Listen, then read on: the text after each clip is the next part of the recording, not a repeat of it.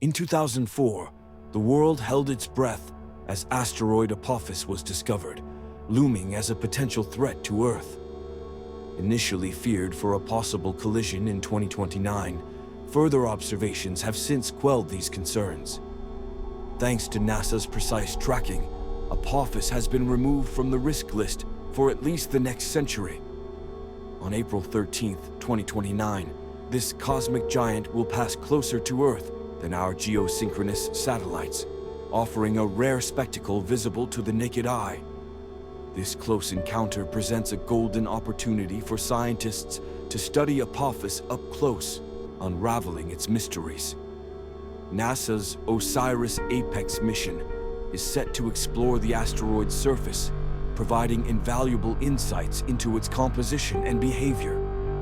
As Apophis journeys through space, it serves as a reminder of the dynamic and ever-changing nature of our solar system.